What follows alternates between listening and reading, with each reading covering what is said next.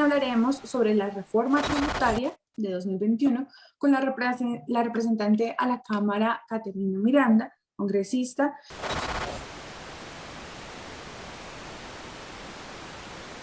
Vamos a hacer una breve introducción para comenzar con las preguntas y es lo siguiente. El ministro de Hacienda, Alberto Carrasquilla, anunció que luego de la Semana Mayor o Semana Santa, pues el gobierno presentará su segunda reforma tributaria. La primera, recuerden, fue aprobada por el Parlamento el 19 de diciembre de 2018 y con ella se recaudaron cerca de 8 billones de pesos.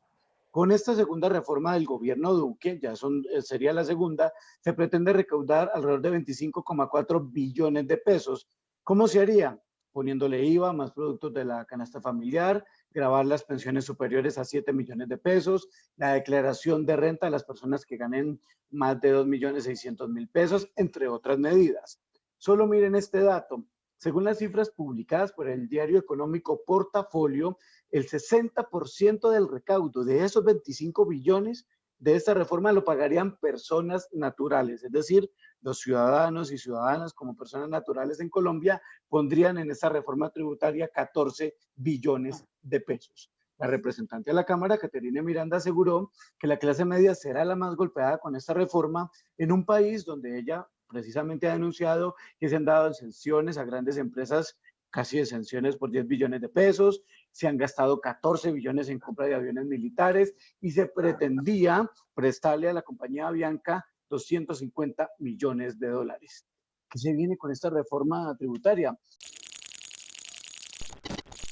Gracias, José. Representante Miranda, queríamos iniciar esta segunda parte del Facebook Live preguntándole cuáles son las bases que se han podido conocer de esta nueva reforma tributaria. Recordemos que pues se ha dado información, pero de a poco, ¿no? Se ha ido revelando casi que gota a gota. Entonces, ¿cuáles son las bases que se han podido conocer hasta ahora? Bueno, Ingrid, primero yo tengo que decir que la situación que estamos viviendo hoy en el Congreso de la República demuestra el talante poco democrático e incluyente de este gobierno, donde se ha reunido con gremios, se ha reunido con banqueros, se ha reunido con hasta la alcaldía de Bogotá, se ha reunido con congresistas de los partidos de gobierno, pero hemos sido desconocidos por completo los miembros de la Comisión Económica, la Comisión Tercera del Senado y de la Cámara de Representantes, hacemos parte de las comisiones económicas. Entonces, no tenemos detalle, no conocemos realmente el texto. Hemos tenido, por ejemplo, la presentación que hizo a los gremios porque nos la filtraron por debajo de la mesa algunas personas que estuvieron en esa reunión, pero realmente no conocemos en qué consiste esa reforma tributaria. Pretenden, como lo dice el ministro, recaudar alrededor de 25 billones de pesos, también porque tienen que tener como un colchón y una calificación de que son capaces de pagar las deudas que han adquirido y que van a adquirir en la comunidad internacional, pero digamos, estamos un poco dando batazos a ciegas porque tienen pavor de que conozcamos la reforma tributaria y hay que llamar las cosas por su nombre, porque a nosotros nos están metiendo ese eufemismo barato que, ¿se acuerdan que hace poco dijeron que una ley de financiamiento? Pues no es una ley de financiamiento, es reforma tributaria. O ahora nos dicen ley de solidaridad, nada más absurdo que a usted le van a meter la mano al bolsillo, pero le dicen que es solidaridad. Entonces, empecemos llamando las cosas por su nombre. De entrada es ridículo y es una burla a los ciudadanos el nombre de la tributaria que le están colocando. Solidaridad de los pobres con los ricos. Obvio, como siempre ha sido. Representante, de lo que ha logrado conocer, explíquenos un poco por qué esta reforma golpearía tan fuertemente a las clases medias. Bueno, primero tengo que decir que yo veo con muy buenos ojos que el gobierno nacional haya tenido este comité de expertos que, alejados un poco de la dinámica política, de ese lobby que existe en el Congreso de la República, coloquen sobre la mesa varios puntos que el gobierno nacional debería hacer para mejorar el recaudo en el país. Puntos que, por ejemplo, nosotros también hemos propuesto en su momento en las reformas tributarias pasadas, en en el presupuesto, en el plan de desarrollo, hemos puesto sobre la mesa varias propuestas que en su momento a mí no me bajaron de loca, expropiadora, pero hoy ese comité de expertos lo coloca sobre la mesa y el gobierno nacional ya no les parece tan mal. Hay varias cosas que a mí me preocupan. Uno es el secretismo, el hermetismo frente a la comunicación. Eso me parece absolutamente grave. Dos, saben que es absolutamente necesario tocar el IVA. Si no quieren poner a tributar a los ricos, pues tienen que tocar el IVA porque es lo más fácil y lo más rápido en momentos de crisis para recoger dinero, porque este se recoge todos los días. Entonces, es muchísimo más fácil y muchísimo más rápido. Acá hay un tema muy importante y es que van a decir es que no vamos a colocar más IVA, pero van a eliminar la lista de exentos, de los bienes exentos por el IVA. Eso lo que implica es que esa cadena, digamos, para que el bien llegue al ciudadano, se va a encarecer y el IVA finalmente se va a trasladar al consumidor final. A mí me preocupa realmente que productos como la carne, como el huevo, como el arroz, van a tener sí o sí un incremento. Lo que sucede es que el gobierno nacional está tratando de utilizar eufemismos para decir que no, sí. Que digamos que no va a tocar, que no va a subir el IVA, pero ya el hecho de que elimine esa lista de exentos ya le implica un aumento en el valor, en el precio, en el producto, en el bien para cuando el ciudadano adquiera. Esto claramente va a afectar muchísimo a la clase media sobre todo. Nos hablan también de la devolución del IVA y nos dicen que esto ha sido la panacea y que ha sido lo mejor que se ha inventado, porque recordemos que cada vez que pretenden aumentar el IVA o cosas por el estilo en la Corte Constitucional se ha caído mucho por ser un impuesto que no es equitativo. Entonces se inventaron la devolución del IVA, pero cuando vemos la práctica, desde la última tributaria, ahora, cómo ha sido la devolución del IVA en nuestro país, nos damos cuenta que nos vendieron o le vendieron al país que acá íbamos a recaudar miles y miles de millones de pesos, sí. Pero hay gente que íbamos a devolverle la plata a los más pobres de este país. Y la realidad no es tan cierta. El gobierno había hablado en su momento de 2,5 millones de hogares, feliz de la vida, pero si miramos la realidad, hoy en día la devolución del IVA no llega al 1.000.000 de hogares. Entonces, ¿dónde está esa plata? Pero ahora nos están diciendo que esta tributaria sí es que es la panacea y que le van a entregar la fabulosa suma a los más pobres de este país de 45,000 pesos mensuales. Y que esos 45,000 pesos mensuales van a llegar a 4,7 millones de familias. ¿Cómo? Aparte de que me parece absolutamente ridículo el valor. Ajá. El tema es cómo, si no lo lograron hacer la primera, no alcanzamos el 1.000.000 en este momento, y eso que estábamos en pandemia y la gente lo necesita más. La devolución del IVA no es real, no es efectiva, y de verdad no ha llegado a los hogares, pero ahora nos están hablando de 4,7 millones de hogares, con un agravante. Nos dicen que el gobierno nacional va a destinar de su bolsillo 1.5 billones de pesos, con 45,000 pesos mensuales. Estoy hablando de lo que yo conozco, el texto que yo conozco, el documento que yo conozco, que es, digamos, el texto que presentó el gobierno nacional, el Ministerio de Hacienda, ante los gremios, ante los diferentes partidos políticos, y no a nosotros, obvio. Y entonces dice que va a destinar 1.5 billones de pesos y se lo va a destinar para que se paguen esos 45,000 pesos mensuales a estos 4.7 millones de familias. Pero si usted mira y hace las cuentas juiciosamente, pues nos damos cuenta que eso es mentira, porque 1,5 billones de pesos dividido en las 4.700.000 familias, diciendo que se le da de 45,000 pesos mensuales, pues no alcanzaría a cubrir ni siquiera el 50% de esa población. El gobierno nacional tendría que invertir más de 2,5 billones para realmente cubrir esas familias. Entonces, nosotros ya estamos mirando las mentiras, ya nos estamos dando cuenta cuál es el modus operandi, pero por otro lado, vemos que a los partidos políticos tradicionales no les parece grave esto.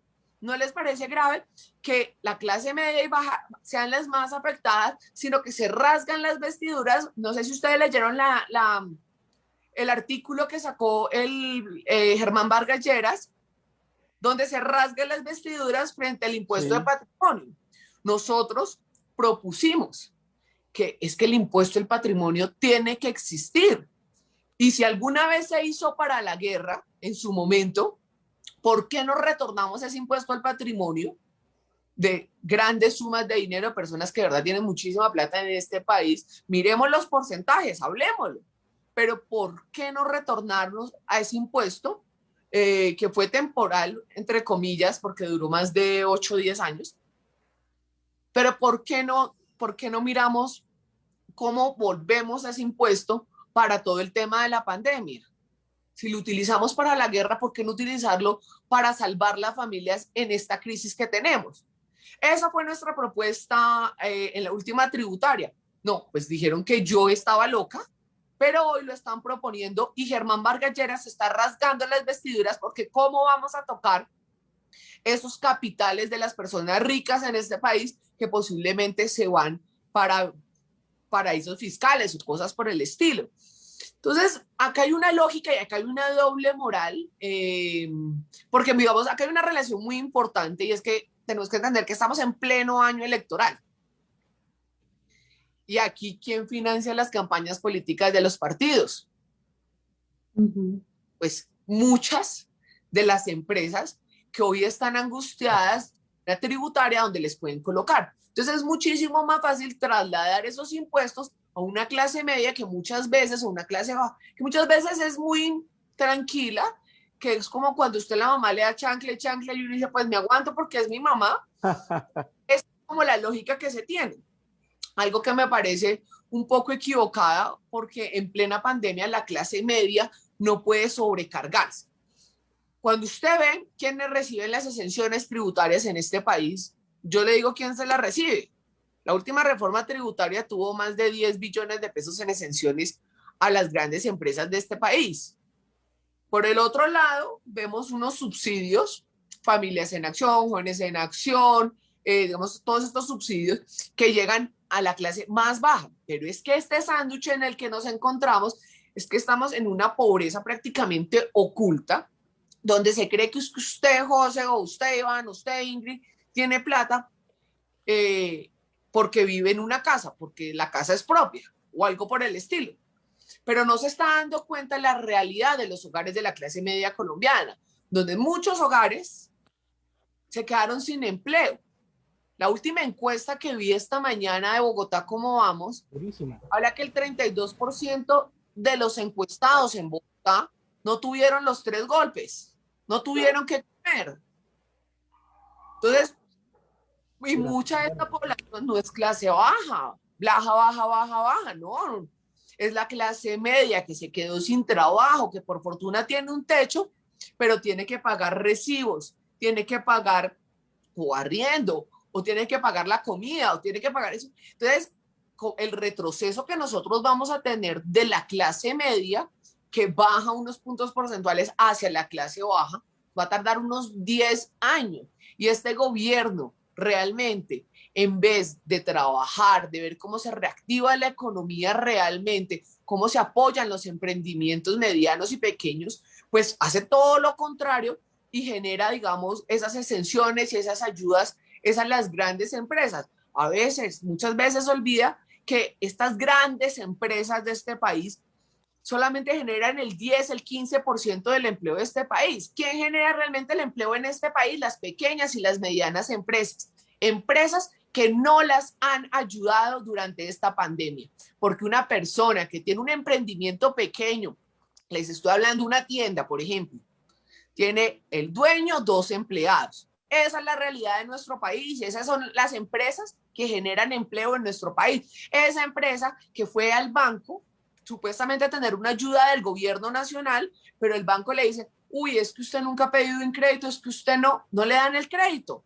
Pero si va una empresa grande, no voy a colocar nombres, si va una empresa grande, pues obviamente es amigo del dueño del banco y ni siquiera tiene que presentarse, ya entrega los papeles y listo, tiene su subsidio y tiene sus ayudas. ¿Cómo es posible que las grandes, no sé, medios de comunicación de este país tengan la posibilidad de subsidios y no lo tengan, por ejemplo, estas pequeñas empresas? A mí me parece que estamos viviendo en un mundo al... Un poco recogiendo el punto que Yo hablo... usted mencionaba. Tranquila, tranquila. Un poco recogiendo el punto que usted mencionaba hace un momento, queríamos plantearle la siguiente pregunta. Congresistas como Arturo Char tributan sobre la base del salario que recibe como congresista y no sobre su patrimonio que, según reportó, pues supera los 16.000 millones de pesos. Mientras tanto, según tenemos entendido, con esta nueva reforma tributaria, las personas que comiencen a ganar desde 2.600.000 en adelante comenzarían a declarar renta y, como usted lo mencionaba, pues tienen que pagar sus impuestos, además su salario, perdón, su arriendo y comida y demás. Entonces, ¿usted qué opina de eso? No, nosotros desde el principio, esto, digamos, esto es un reencauche, esto fue un intento también del gobierno nacional en la pasada reforma tributaria de poner a declarar renta a las personas, en ese momento creo que era 2.200.000, si la memoria no me falla, y nosotros nos opusimos rotundamente frente al tema. Entonces nos dicen, no, es que eh, declarar no significa pagar. Ese es el argumento de ellos. Pero en la realidad no es tan cierto. Cuando se empieza a declarar, están poniendo a declarar y creen que una persona, lo que pasa es que estamos en una lógica absurda en este país, y si ustedes recuerdan el DANE, cuando el DANE sacó esas cifras absurdas que decía que una persona era rica si ganaba como millón doscientos, millón trescientos, ya no era clase baja. Entonces ya era una clase altísima, no sé qué. O sea, el que gane un salario mínimo en este país, pues no es considerado pobre. Entonces, siempre nos hemos opuesto ante esta lógica, siempre nos hemos opuesto a realmente que sea la clase media la más golpeada, y los ponen a declarar un poco renta, es para que entren en la formalidad, para que entren supuestamente a determinarse qué es lo que realmente tienen, cuánto es lo que realmente ganan. Pero el trasfondo de allí, sin lugar a dudas, es empezar a poner a la clase media a tributar. Perdón, mi gato. No, pero adicionalmente nosotros hemos propuesto desde el principio que pongamos realmente un impuesto al patrimonio de estas grandes, pues, riquezas que tienen muy poco en este país y que de verdad merecen tener un impuesto adicional. Eso queríamos preguntarle, representante, es decir, además de una reforma tributaria, ¿de dónde puede sacar recursos el gobierno nacional? Es decir, ¿qué llaves puede cerrar y qué llaves puede abrir? Pues. Iván, yo obviamente de todo lo que propuso el presidente Duque no ha cumplido nada, entre menos impuestos, más trabajo y toda esta pantomima de hace 3 años, pero una de las luchas que nosotros le propusimos desde el Congreso de la República al presidente Duque era frente al tema de evasión e ilusión de impuestos. Y cuando vemos quién evade impuestos en este país, no es el de la clase media, no es el de la clase baja, que realmente cada vez que compra algo está pagando el IVA, digamos, no los impuestos de la casa, del carro, son realmente estas grandes empresas de cómo evaden los impuestos. Entonces, nosotros decíamos, cómo nosotros en esa lucha con la corrupción, son 50 billones de pesos anuales que se pierden por la corrupción. ¿Por qué el gobierno nacional no ha hecho realmente, lleva 3 años y no ha hecho realmente una lucha frontal contra la evasión y la ilusión de impuestos? ¿Por qué? Allí es una fuente de financiación. Si nosotros recuperamos ese dinero, pues digamos, se puede realmente invertir en términos sociales y no metiéndole la mano al bolsillo de los colombianos. 2, hay un tema también muy importante y es las grandes exenciones tributarias que se tienen en este país. Entonces, exenciones tributarias para las grandes empresas, supuestamente con el objetivo de generación de empleo. Les recuerdo la primera tributaria que obviamente yo voté en contra, pero que el Congreso aprobó, implicaba que las exenciones tributarias que se le iban a dar a las grandes empresas en este país era para que generaran empleo, porque íbamos muy mal en términos de desempleo en Colombia. Y entonces de un tema, digamos, de género, entonces unos mayores incentivos si se contrataban mujeres y jóvenes, porque digamos es esta población la que alcanza el 22% de desempleo en el país, mientras que el nivel general está en 17%. Pero nos dimos cuenta que eso es falso. Y se sabía desde antes, se sabía desde la reforma tributaria de Santos, porque ese siempre es el eufemismo que utilizan, la mentira que utilizan para decir que estas exenciones nos van a significar creación de empleo en Colombia. Pero no es cierto, porque esas exenciones que hacen las hacen prácticamente a las grandes empresas, que nuevamente, insisto, no generan más del 10-15% de, el empleo real en Colombia. Y en la vida real, las pequeñas empresas, las medianas empresas que pertenecen a la clase media colombiana no reciben ayuda, no reciben exenciones. Entonces, si ya nos dimos cuenta que estas exenciones tributarias no nos generan más empleo y que por lo tanto es una fuga de capital que estamos viendo, pues acabemos las exenciones tributarias a las grandes empresas, no nos están generando empleo. Hay unas exenciones tributarias absolutamente absurdas en este país, que son a las mega obras. Sí, representante. No generan mayor cantidad de empleo, digamos, que puede generar, digamos, una obra como Maloca o como, no sé, como Salitre Mágico, estoy pensando en Bogotá, o como, ¿cómo se llama el que queda en las Américas? Bueno, no importa. O sea, no generan realmente el empleo o estos grandes hoteles tampoco generan el empleo que se espera. ¿Por qué no si le quitamos las exenciones tributarias a estas grandes empresas y las ubicamos mejor? Yo creo que más que colocar más impuestos, más que gravar a la clase media, yo creo que sí hay que hacer una reforma estructural, una reforma tributaria estructural, pero un poco para reorganizar las exenciones y que haya un comité de expertos, un comité evaluador frente a qué exenciones, qué políticas tributarias que se han practicado anteriormente y que actualmente estén vigentes, qué tanto funcionan, qué tanto reactivan la economía, qué tanto reactivan el empleo. Eso es lo que nosotros tenemos que ver, pero adicionalmente, nosotros siempre hemos sido los abanderados, nosotros, hablando del Partido Verde, digamos toda la oposición, hemos sido abanderados de los impuestos verdes, Iván, Ingrid, Valentín y todos. Siempre hemos sido muy abanderados de los impuestos verdes. De hecho, el cambio climático es una oportunidad de oro que tenemos los colombianos para generar ingresos y para cuidar el medio ambiente. Habíamos hablado en muchísimas oportunidades del tema del carbono, de los plásticos de un solo uso, y yo sí veo conectado que hoy, no en la medida que yo quisiera, algo que voy a pelear en la tributaria, pero sí están tocando los impuestos verdes. Creo que eso es, por ejemplo, algo que de lo que yo le tengo que rescatar a la tributaria sería eso. Pero siento que es más ese dulcecito que uno le dan, ese caramelo para que digan, Catherine, ayúdenos a votar la tributaria, no me le dé ponencia negativa a la tributaria porque vea que se le metió los temas verdes. Representante.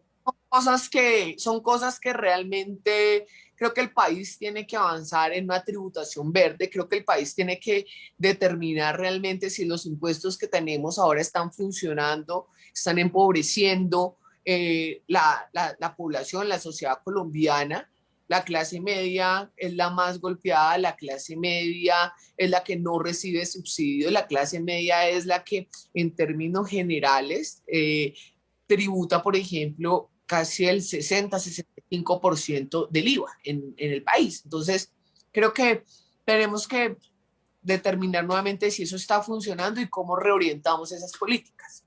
Representante, antes de despedirnos, tenemos una última pregunta, aprovechando que estamos hablando con usted, que ha hecho un ejercicio juicioso de la oposición, y es: ¿cómo ha avanzado la implementación del Estatuto de la Oposición durante la pandemia? Hemos estado preocupados porque incluso hace poco la Corte Constitucional habló del tema de la jugadita de pulgar. ¿Cómo ha estado el Estatuto en esta pandemia? Yo les soy sincera, ni el Estatuto ni nada. El Congreso de la República, yo es la primera vez que yo llego al Congreso y a mí me ha decepcionado profundamente. Yo llegué con un montón de expectativas, con ganas de cambiar esto, de que yo creía que con los argumentos nosotros lograríamos cambiar los votos, que los otros congresistas entendieran la importancia de determinados proyectos de ley. Sin embargo, la pandemia desnudó, creo que no solamente en el Congreso, sino a nivel general, tal vez lo peor del ser humano, y es, digamos, legislar desde la casa por Sí. yo en el Congreso de la República, que teníamos que ir presencialmente porque toda la ciudadanía ya estaba en la calle trabajando, pues me gané un proceso en la Comisión de Ética, en la Procuraduría y en la Corte Suprema de Justicia. Me demandaron porque decían que yo estaba poniendo en riesgo a los demás compañeros del Congreso de la República. Por eso tengo unos procesos abiertos. ¿Que Pero usted estaba poniendo en riesgo a quién? a los congresistas, a la vida de los congresistas por decir que fueran a trabajar. Ya. Entonces tengo esos procesos abiertos en los diferentes Entes. organismos. Órganos de control. O sea, mejor dicho, no ha habido mayor estatuto, representante. No, no solo no ha habido, es que no hemos, pero adicionalmente con ese show televisivo que se inventó el presidente Iván Duque, pues ya no hace locuciones presidenciales, lo cual impide que la oposición tenga la reacción a la locución presidencial. No hemos vuelto a hacer, no porque no queramos, es Claro. porque no hace, ya que tiene programa propio, pues nos quita la posibilidad a nosotros pues de controvertir todo esto en los mismos canales que él hace política. Entonces, la Muy verdad, bien. el control político, nosotros hemos intentado hacerlo, la oposición de verdad, en redes sociales y en temas para el próximo año peleamos mucho, pero en el Congreso de la República trabajamos muy unidos y eso es de verdad, eso es muy cierto, y hemos trabajado buscando debates de control político, tratando de hacer la tarea, pero realmente esa piedra en el zapato que es que el resto del Congreso ha impedido muchísimo que el Congreso funcione y que el estatuto de la oposición pues sea real. 5:58. Les agradecemos a todos los espectadores, representantes, profesor, tuvo más de 1000 personas conectadas durante la transmisión de este Facebook Live y en este momento más de 550 atentos y atentas a lo que nos está diciendo la representante Caterina Miranda. Le agradecemos, representante, su tiempo. A ustedes muchísimas gracias por la invitación y un saludo a todos los que nos están viendo desde sus celulares o computadores.